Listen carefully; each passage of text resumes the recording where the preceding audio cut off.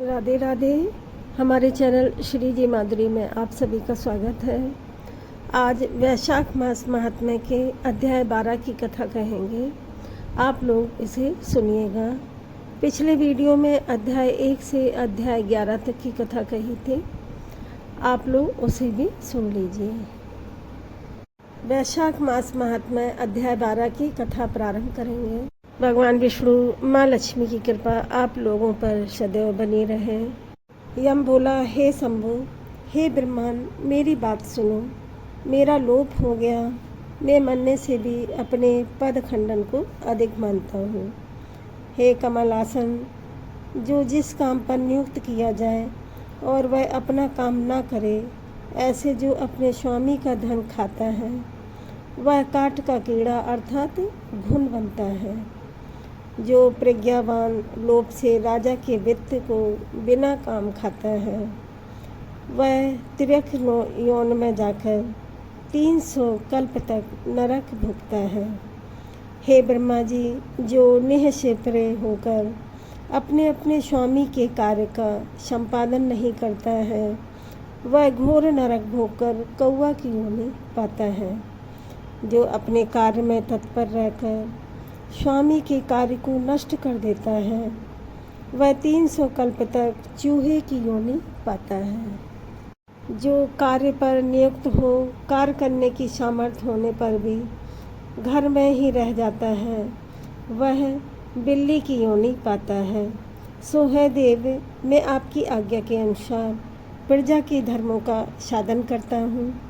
पुण्य करने वाले को पुण्य कर्म से और पापी को पापी कर्म से, पाप के कर्म से भली भांति उसको फल देता हूँ। भली भांति विचार करके धर्मशास्त्र के जानने वाले मुनियों द्वारा कल्प के आदि वर्तमान में जो यातना हो, वह मैंने दी है। हे प्रभु, अब मैं आपके नियोग को करने में असमर्थ हूँ, क्योंकि कीर्तिमान राजा ने पृथ्वी से आपका नियोग उखाड़ दिया है। हे जगतपते, इस राजा के भय से समुद्र पर्यंत सब पृथ्वी के मनुष्य वैशाख मास के कर्तव्य धर्मों का पालन करते हैं और प्रजा ने सब धर्म में पितृश्वरों की पूजा, अग्निष्टोमेदि, यज्ञ, तीर्थ यात्रादि सब शुभ कर्म छोड़ दिए हैं। योग सांख्य का परित्याग कर दिया है, प्राणायाम करना छोड़ दिया है, होम और स्वाध्याय का नाम भी नहीं लेते तथा अनेक प्रकार के पाप करके भी वैशाख मास में किए धर्मों के प्रभाव से विष्णु लोक को चले जाते हैं।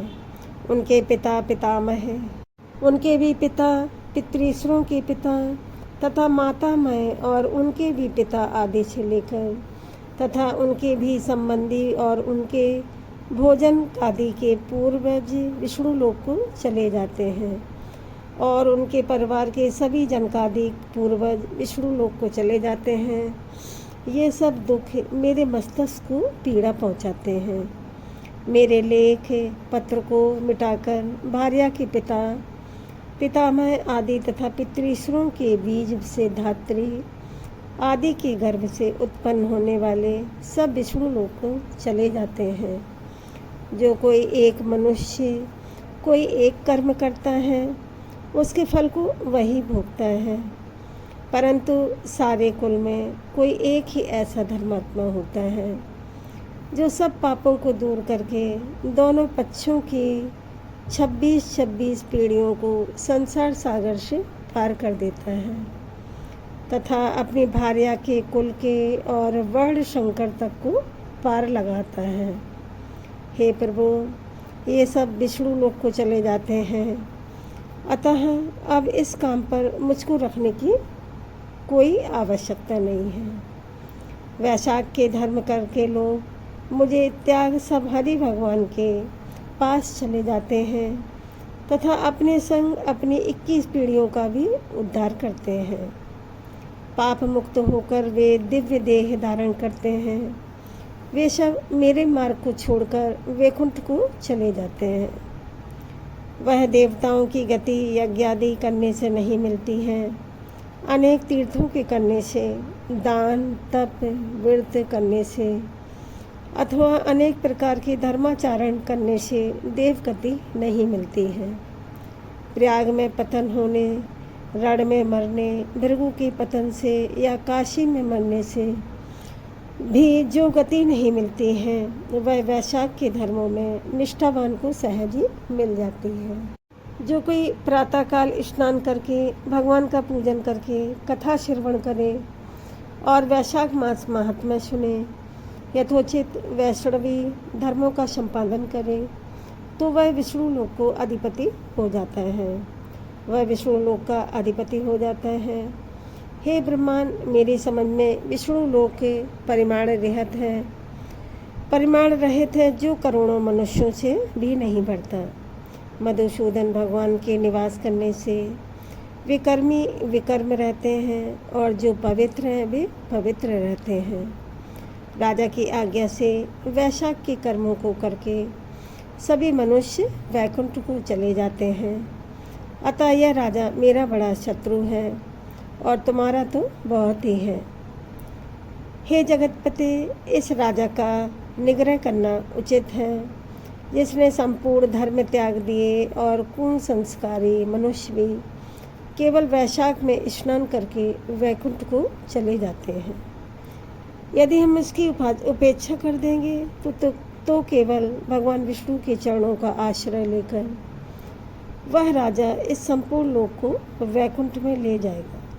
इसमें कोई संदेह नहीं है, इसमें कोई संदेह नहीं है। अतः यह आपका दिया हुआ दंड और यह पद अब आपके चरणों में रखा है। उसी राजा ने लोकपालत्व का मार्जन किया है। केवल माता को क्लेश देने वाली संतान से क्या फल है। जैसे ज्येष्ठ मास में सूर्य प्राणियों को व्याकुल कर देता है, उसी तरह से जो शत्रुओं को नहीं गिराता वह अपनी माता के गर्भ से वृथा ही पैदा हुआ। उसे कुपुत्र जानना चाहिए। जैसे बादल में बिजली चमकती है वैसे उसकी कीर्ति नहीं बढ़ती है। जो कोई विद्या या बल से अपने पिता का पाप से उद्धार नहीं करता, जो पुत्र धर्म अर्थ काम से विमुख हो जाता है, वह इस पृथ्वी पर केवल माता के उदरों तुल्य है। उसे महात्मा लोग मात्र धाती कहते हैं। वह पुत्र मनुष्यों में अधर्मी होता है, परंतु उसकी माता राजपत्नी अपने सत्कर्मों से संसार में प्रसिद्ध है। ब्रह्मा जी ने संसार में ऐसी वीर माता की कोई नहीं सूची है। इस कीर्तिमान राजा ने मेरी लिप दूर कर दी है। ऐसा किसी छत्री से आज तक नहीं किया, ऐसा किसी छत्री ने आज तक नहीं किया। हे प्रभु, पट मार्जन की बात तो पुराणों में भी नहीं सुनी है। हे जगतपते, उस राजा के सिवाय भगवान में तत्पर ऐसा राजा कोई नहीं हुआ है जिसने पटमार्जन की इस घोषणा कर दी हो और यमलोक में आने का मार्ग रोक दिया हो। वैशाख मास महात्म्य अध्याय 12 की कथा का समापन हुआ। बोलो भगवान विष्णु, माता लक्ष्मी माता की जय।